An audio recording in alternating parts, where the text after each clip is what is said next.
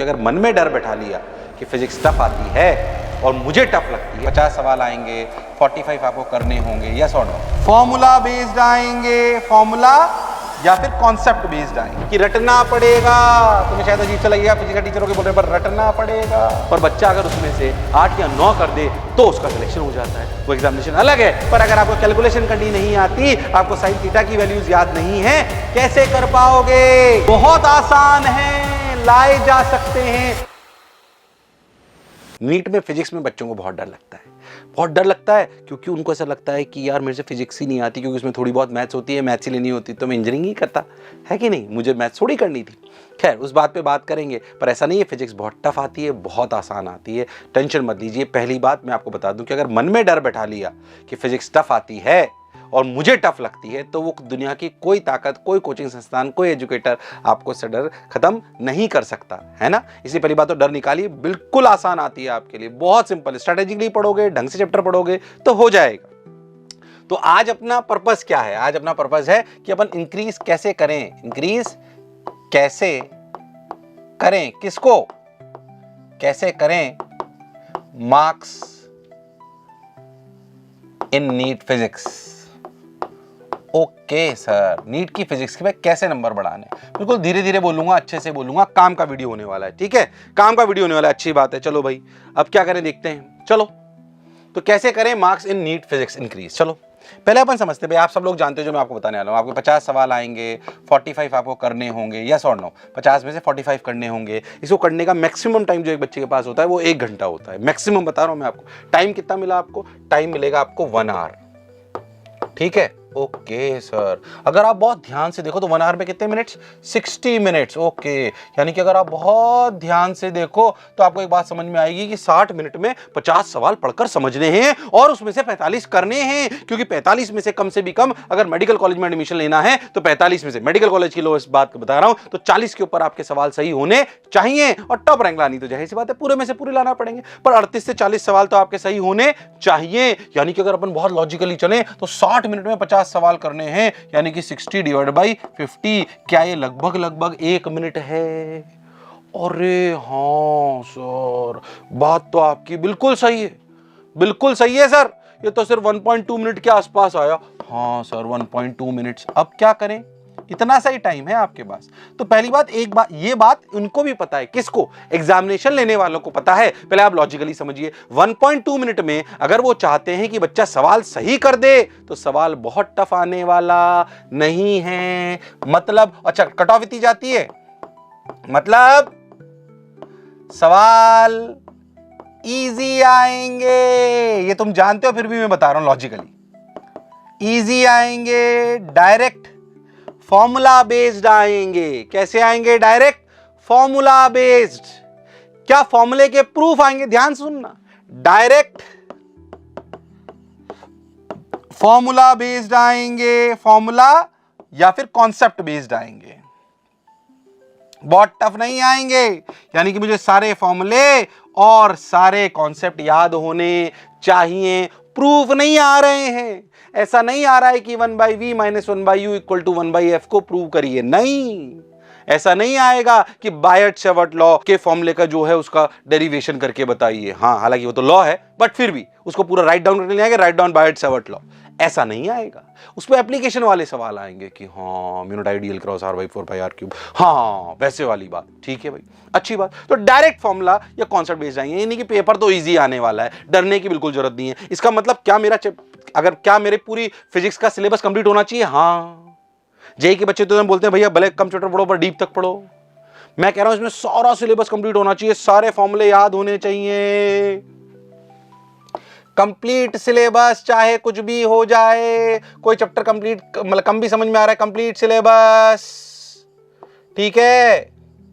भले complete syllabus का मतलब फॉर्मूलाज पे फोकस करिए, थोड़ा बहुत डीप में, कोई जरूरी नहीं कि डीप में पढ़ो, ऊपर भी पढ़ लो तो चलेगा, कुछ डीप में पढ़ लो। मैं आपको सही बता रहा हूं, कंप्लीट सिलेबस में अगर आप 70% अच्छे से पढ़ते हो और 30% ठीक ठाक पढ़ते हो तो भी तुम सेलेक्ट हो जाओगे। ठीक ठाक, ओहो, पढ़ते हो तो भी सिलेक्ट हो जाओगे, दावे से कह रहा हूं। ठीक ठाक, मतलब यार मुझे इसके प्रूफ ज्यादा समझ नहीं आते तो फॉर्मूले पढ़ लेता हूं। तो पहली बात एक बात समझ लीजिए कि रटना पड़ेगा। तुम्हें शायद अजीब सा लगेगा फिजिक्स टीचरों के बोलने पर, रटना पड़ेगा। रटना पड़ेगा कैसे, अब मैं आपको बताता हूं। रटना पड़ेगा फॉर्मूलेज। ओके ठीक है सर, अब क्या करें, ध्यान से समझो। रटना पड़ेगा क्या? अच्छा रटना भी कैसे, ऐसे नहीं रटना कि 1/v minus 1/u equal to 1/f। ये वाला एग्जांपल मैं बहुत बार ले चुका हूं, मैं दूसरा लेता हूं। चलो मान लीजिए मैं आपको कहता हूं कि आपके जो है लेंस मेकर्स फॉर्मूला जो है आपका, उसमें लेंस मेकर्स फॉर्मूले में 1/f1 plus 1/f2 plus 1/f3 up to सब 1/f इक्विवेलेंट होता है। ठीक है सर, ऐसा एक फॉर्मूला सिखाते हैं आपको, जिसको नहीं जानता वो जान लेगा। तो सिर्फ इसके प्रूफ की भी तुम्हें बहुत आवश्यकता नहीं, पर ये याद होना चाहिए कि फॉर्मूला कब लगता है। अच्छा, जब लेंसेज पतले हों, जब लेंसेज थिन हों, जब वो चिपके हुए हों, दोनों तरफ मीडियम सेम हो। अगर एक लेंस बीच में हो और दोनों अलग अलग तरफ दूसरे लेंसेज हो तो उस वाले मीडियम के रेस्पेक्ट में फोकल लेंथ निकालते हैं जो सराउंडिंग्स हैं। अब सोचो कहीं को तो बात पता ही नहीं होगी। फॉर्मूला और उसकी कंडीशन याद होनी चाहिए, प्रूफ नहीं भी याद हो चल जाएगा। तो किस पे फोकस करना है? Formulas and their conditions of application and their conditions of application. ओ हो, बात तो सर आपकी सही है। फिर मैं कह रहा हूं लॉजिकली बातें बोलूंगा तो फॉर्मूलाज प्लस देयर कंडीशन याद होनी चाहिए, वरना अप्लाई कैसे करोगे, क्योंकि आएगी तो एप्लीकेशन ज्यादा।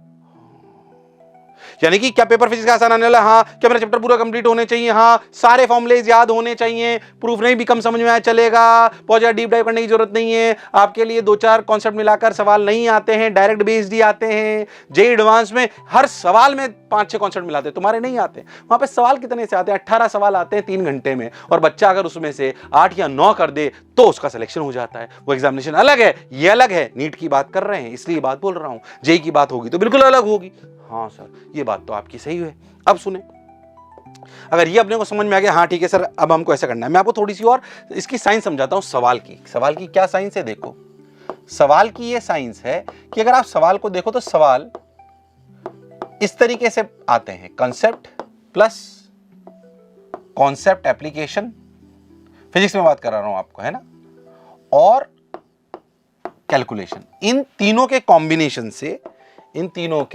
कॉम्बिनेशन से सवाल बना करते हैं। मतलब कैसे? ध्यान से देखो, कैलकुलेशन। ठीक है, मैं अगर आपको अपना अनुभव बताऊं तो आपको एक बात समझ में आएगी, बताता हूं क्या अनुभव क्या है। अगर आप ध्यान देखो तो सिर्फ कॉन्सेप्ट पे आने वाले सवाल, बिल्कुल डायरेक्ट कॉन्सेप्ट पे। डायरेक्ट कॉन्सेप्ट मतलब कैसे कि भैया बताइए बाइट सेवर्ट लॉ का फॉर्मूला क्या है। बहुत कम आता है पर आता है फिर भी। आप ये मान के चलिए कि ऐसा 5 से 10% आता है, 5 to 10% पेपर आपका ऐसा भी आ जाए डायरेक्ट फॉर्मूला बेस्ड कि बताइए ग्रेविटेशन में जी का क्या फॉर्मूला होता है अबाउट द हाइट, या ग्राउंड में क्या होता है, तो आपको उसका फॉर्मूला याद होना चाहिए। तो डायरेक्ट कॉन्सेप्ट मतलब, ठीक है। अब दूसरा तरीका क्या, ध्यान समझो। दूसरा तरीका है कि भाई बताइए क्या होगा, ये कि कॉन्सेप्ट प्लस एप्लीकेशन, इन दोनों का मिला के कितने सवाल आते हैं। इसकी एक इस तरीके के सवाल मैं आपको बताता हूं कि भैया आपके लिए सवाल आ गया कि अच्छा बताइए कि मिरर में अगर फोकस और पोल के बीच में, कॉनकेव मिरर में फोकस और पोल के बीच में अगर ऑब्जेक्ट हो तो इमेज क्या बनेगी। 4 ऑप्शन दे दिए। ये कॉन्सेप्ट प्लस उसकी थोड़ी सी एप्लीकेशन है। हाँ, बात तो सर आपकी सही है। ये भी आते हैं करीब 10 से 15%। ठीक, पर असलियत में जो सबसे ज्यादा सवाल आते हैं वो कौन से आते हैं? ध्यान से देखो, वो सवाल आते हैं वो कौन से, देखो वो आते हैं कॉन्सेप्ट एप्लीकेशन और कैलकुलेशन। ये आते हैं 70% के आसपास, 70 to 80%। यही पेपर आता है 70 to 80%। भाई कॉन्सेप्ट बिना तो कोई सवाल हो नहीं सकता, कॉन्सेप्ट उसकी एप्लीकेशन और फिर कैलकुलेशन। अरे कॉन्सेप्ट जैसे मान लीजिए, फिर से मैं आपको बताऊं तो मान लीजिए कि आपसे पूछा गया कि भाई जो है what is the magnetic field, जो है करंट कैरिंग वायर के पास मैग्नेटिक फील्ड का फॉर्मूला क्या है, तो mu not I by 2 pi R आपको फॉर्मूला याद है इनफिनिटी के पास भाई, यानी कि आपने रट लिया mu not I by 4 pi D sin theta 1 plus sin theta 2। मान लीजिए फाइनाइट वायर है, मैं फॉर्मूला ऐसे ही बता रहा हूं आपको, mu not I by 4 pi D sin theta 1 plus sin theta 2। अब आप सोचो, आपको इसके प्रूफ की आवश्यकता नहीं है, पर आपको इस पूरा फॉर्मूला याद होना चाहिए, यानी कि कॉन्सेप्ट आपको याद होना चाहिए, उसको कॉन्सेप्ट को अप्लाई करना आना चाहिए, यानी कि उसकी सारी कंडीशन याद होनी चाहिए कि थीटा 1 क्या है, थीटा 2 क्या है। हाँ, कॉन्सेप्ट तो मेरे को याद है, mu not I by 4 pi D sin theta 1 plus sin theta 2 is the formula.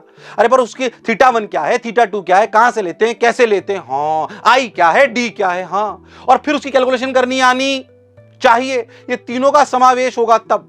बच्चे कई बार इसे भूल जाते हैं, इसके बिना नहीं होंगे। आप समझिए स्किल है। अगर आपको फॉर्मूला याद भी है, mu not I by 4 pi D sine theta 1 plus sine theta 2 magnetic field due to a finite wire, पर अगर आपको कैलकुलेशन करनी नहीं आती, आपको साइन थीटा की वैल्यूज याद नहीं है, कैसे कर पाओगे? नहीं कर पाओगे। 70% पेपर ऐसा आएगा। क्या टफ आएगा? नहीं, डायरेक्ट फॉर्मूला उसकी अप्लाई करना, यानी कि कैलकुलेशन करनी आनी चाहिए। कैसे कैलकुलेशन अच्छी करें, इस पे अलग वीडियोस बना रखे हैं, उसके शॉर्ट्स देखिए, उसको देखिए कैलकुलेशन कैसे करनी चाहिए। बेसिक कैलकुलेशन आनी पड़ेगी। ये बिल्कुल मत सोचिए मिनट का बच्चा हूं, कैलकुलेशन करनी होती है तो बात ही क्या थी। अगर डॉक्टर बनना है तो कैलकुलेशन वाला पार्ट करना पड़ेगा, क्योंकि फिजिकल केमिस्ट्री में भी कैलकुलेशन आती है, फिजिक्स में भी आती है। करीब 45 से 50 सवाल आपके दोनों को मिलाकर आते हैं, जिनमें 40 से 50 सवाल तो ऐसे आते ही हैं जिनमें कैलकुलेशन होती है। उन 40-50 सवाल को छोड़कर आपका डॉक्टर बनने का सपना पूरा नहीं होगा, इसलिए इससे भागना नहीं है। क्या कैलकुलेशन टफ आती है? नहीं, बहुत बेसिक आती है। ठीक है सर, ध्यान समझना है, बहुत इंपॉर्टेंट बात है। कॉन्सेप्ट एप्लीकेशन और कैलकुलेशन, ये रियल गेम है। यानी कि हमें कॉन्सेप्ट याद होना चाहिए, उसकी कंडीशंस के साथ याद होगा तो वो अप्लाई कर पाएंगे। अगर ऐसे और समझूं तो फॉर्मूला याद होना चाहिए, उसकी कंडीशन याद होनी चाहिए, और कंडीशन याद होगी तभी उसकी कैलकुलेशन करनी आपको आएगी। और इन तीनों को मिलाकर डायरेक्ट सवाल 70 से 80% आते हैं। अगर ये ध्यान कर लिया तो सही बताऊं तो 180 आउट ऑफ 180 नंबर लाना बहुत आसान है, लाए जा सकते हैं। पूरा सिलेबस पढ़िए, डीप में मत डाइव करिए, रिवाइज कराता हूं। पूरा सिलेबस पढ़िए, डीप में मत डाइव करिए। बहुत ज्यादा आपके मल्टीटास्किंग यानी कि मल्टी कनेक्ट करने वाले कॉन्सेप्ट्स नहीं आते हैं। आपको कॉन्सेप्ट, उसकी एप्लीकेशन याद होनी चाहिए। प्रूफ नहीं भी याद रहा तो चलेगा। रटिए सारे फॉर्मूले और उसकी कंडीशंस को, ऐसे बनाइए। उसके लिए शॉर्ट नोट्स बनाइए। शॉर्ट नोट्स कैसे बनाने वो मैंने आपको बता रखा है, देखिए वीडियो को लिंक दे रहे हैं हम आपको, उसको देखिएगा कि शॉर्ट नोट्स कैसे बनाने हैं। ठीक है, बोलो 180 में से 180 आएंगे कि नहीं आएंगे? आएंगे कि नहीं आएंगे? किसमें? फिजिक्स में। सर 180 की गारंटी तो लेते हैं, पर बताओ, चलो लिख के बताओ मेरे को, कितने आएंगे? पक्का 150, 60, 70 तो ले आओगे? बस तो फिर तो क्या है, आधी जंग पूरी हो गई, गवर्नमेंट मेडिकल कॉलेज मिल जाएगा। ठीक है, तो आशा करता हूं ये वाला वीडियो आपको समझ में आया होगा। एक और वीडियो बनाने का प्रयास करेंगे जिसमें आपको इंपॉर्टेंट टॉपिक्स के बारे में बताएंगे, पर ये वो क्रक्स था जो आपको पता होना चाहिए अगर आप फिजिक्स पढ़ रहे हो नीट की। मुझे सुनने के लिए बहुत बहुत धन्यवाद। Thank you.